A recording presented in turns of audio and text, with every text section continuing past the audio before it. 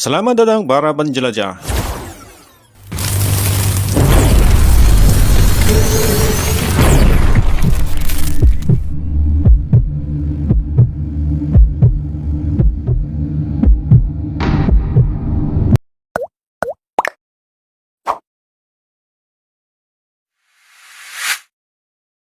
Kali ini kita akan memasuki dunia teknologi militer terkini dari Amerika Serikat yang ikut mempengaruhi strategi global warfare.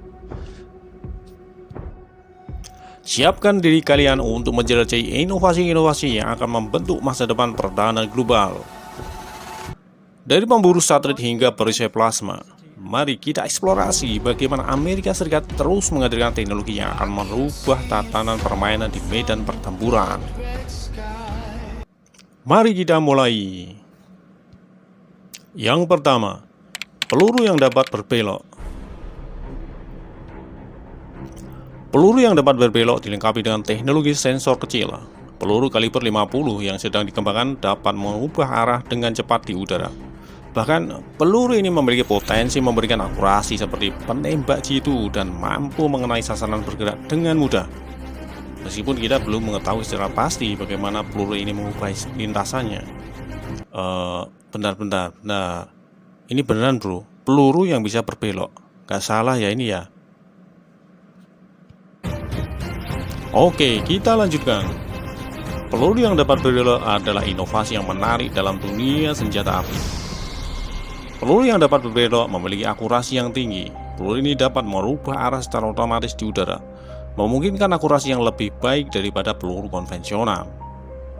Memiliki fleksibilitas sehingga cocok untuk menghadapi target bergerak atau tersembunyi di belakang perlindungan. Kalau gini percuma kita sembunyi ya guys. Mengurangi risiko tembakan yang tidak sengaja mengenai warga sipil atau pasukannya sendiri. Namun, di balik kelebihan tersebut tentunya ada beberapa kelemahannya. Pengembangan dan produksi peluru ini mungkin lebih mahal daripada peluru konvensional. Teknologi sensor dan sistem kendali yang diperlukan membuatnya lebih kompleks, serta jarak efektif mungkin lebih pendek daripada peluru biasa. Kalau begini kita masih ada peluang selamat dari tembakan peluru. Yang kedua, pemburu kapal selam tanpa awak. Semakin banyak negara yang mengarahkan kapal selam senyap yang dapat mengintai tanpa terdeteksi di dekat pantai. Dan untuk menghadapi ancaman ini, Amerika Serikat menggarap Anti-Submarine Warfare Continuous Trial Unmanned Vessel atau ACTUV. Beribet ini ngomongnya. Alias Sea Hunter, sebuah pemburu kapal selam tanpa awak.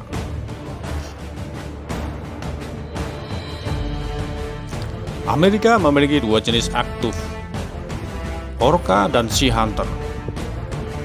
Orca adalah kapal selam rover pertama yang diterima oleh Angkatan Laut Amerika Serikat pada 20 Desember 2023.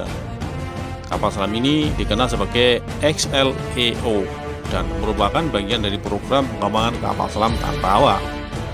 US Navy berencana membeli 6 unit Orca dari Boeing. Untuk Sea Hunter atau ACTUV adalah kapal selam tanpa awak yang dikembangkan oleh pejabat di bidang pertahanan untuk menghadapi ancaman kapal selam musuh. Kapal selam ini memiliki kemampuan untuk menyusup ke perairan lawan tanpa membahayakan nyawa manusia.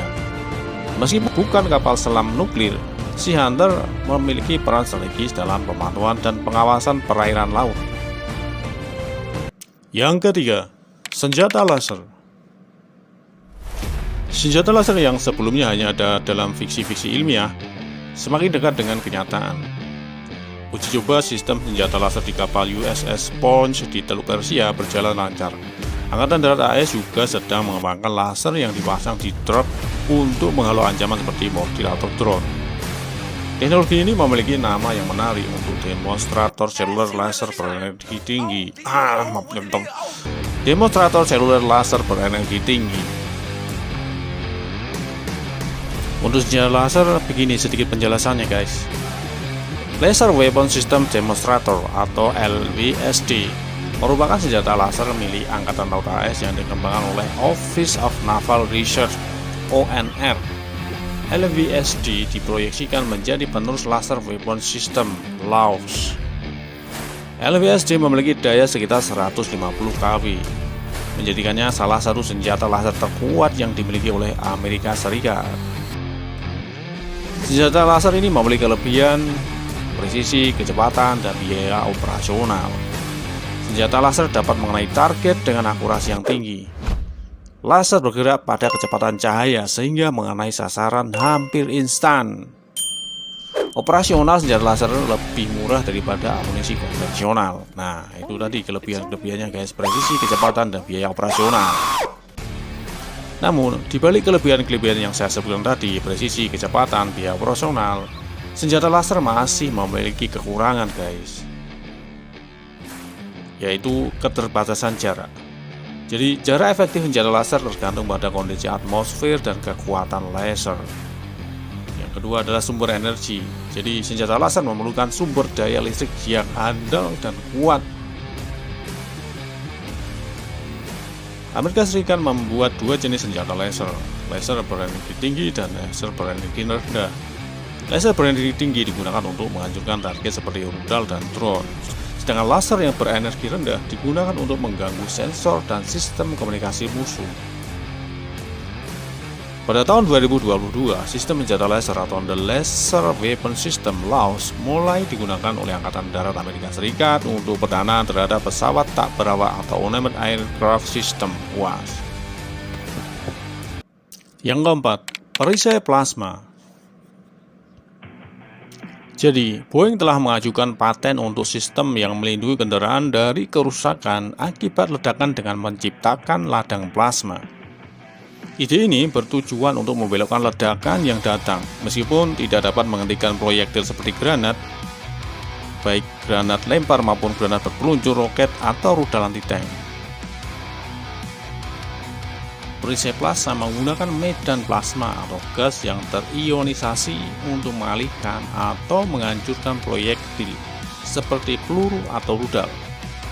Ketika proyektil mendekati perisai, medan plasma yang dihasilkan mengubah jalur proyektil atau menghancurkannya. Kelebihan dari perisai plasma ini yaitu ringan, reaktif, dan adaptif. Perisai plasma lebih ringan daripada perisai logam konvensional, merespons secara instan terhadap ancaman dan dapat disesuaikan dengan berbagai jenis serangan. Tentunya perisai plasma ini juga memiliki keterbatasan atau kekurangan, yaitu memerlukan sumber daya listrik yang lebih andal. Efektivitas tergantung pada jarak dan kekuatan medan plasma. Dan Amerika Serikat telah mengembangkan beberapa jenis perisai plasma, yaitu perisai plasma aktif dan perisai plasma pasif. Perisai plasma aktif menghasilkan medan plasma secara aktif untuk menghancurkan proyektil. Sedangkan perisai plasma pasif menghasilkan atau mengalihkan proyektil dengan mengubah jalurnya. Saat ini perisai plasma masih dalam tahap penelitian dan pengembangan. Meskipun perisai plasma efektif menghadapi proyektil lambat seperti peluru, untuk menghadapi proyektil yang sangat cepat seperti rudal balistik akan lebih sulit guys. Proyektil yang bergerak dengan kecepatan tinggi mungkin tetap sulit dihentikan oleh perisai plasma. Sistem atau cara kerja perisai plasma ini tidak mampu menghentikan sepenuhnya. Artinya, perisai plasma tidak dapat sepenuhnya menghentikan proyektil seperti granat berpeluncur roket atau rudal anti-tank. Fokus utamanya adalah mengalihkan atau mengurangi dampak ledakan, bukan menghentikan proyektil secara total. Yang kelima, pemburu satelit. Program yang didanai oleh DARPA bersama Northrop Grumman dan Raytheon sedang mengembangkan satelit yang akan memburu dan melacak satelit pertahanan musuh. Dan jika berhasil, satelit ini akan memantulkan sinar matahari pada satelit musuh selama beberapa minggu, memanaskannya hingga jatuh dari orbit dan terbakar saat masuk kembali ke atmosfer. Jadi pemburu satelit adalah teknologi yang sedang dikembangkan oleh Amerika Serikat. Pemburu satelit ini dirancang untuk melacak dan menghancurkan satelit musuh di luar angkasa. Teknologi ini memanfaatkan sensor canggih dan sistem kendali untuk mengidentifikasi dan menghadapi ancaman. Jadi pemburu satelit ini dapat melindungi satelit militer dan komunikasi yang vital, mampu mengenali dan menargetkan satelit dengan akurasi yang sangat tinggi.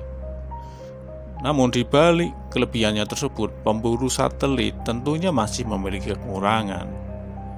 Karena ketergantungannya pada teknologi, gangguan atau kerusakan pada sistem dapat menghambat kinerja dari pemburu satelit ini.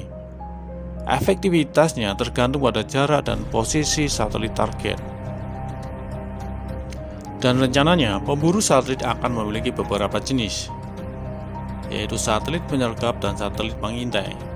Satelit penyergap menghancurkan satelit musuh, sedangkan satelit pengintai akan melacak dan mengumpulkan informasi sebanyak-banyaknya tentang satelit lawan.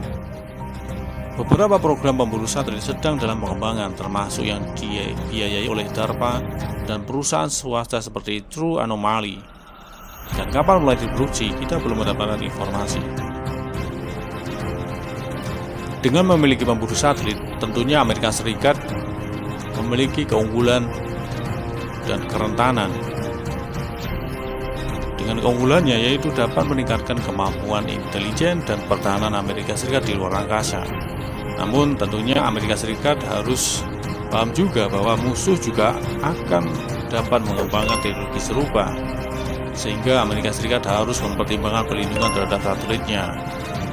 Negara-negara yang mungkin akan segera memiliki juga adalah China dan Rusia. Jadi Amerika Serikat tidak akan pernah sendirian lagi sekarang ini. Teknologi-teknologi tersebut membuka babak baru dalam pertahanan dan strategi global. Ketika peluru kendali hipersonik meluncur, dunia bergetar. Kita berada di ambang perubahan besar. Pertanyaannya, siapkah kita? Halo guys, apakah kalian siap? Oke, jangan lupa berlangganan channel kita untuk terus mendapatkan informasi-informasi terkini seputar inovasi teknologi pertahanan dan dunia militer.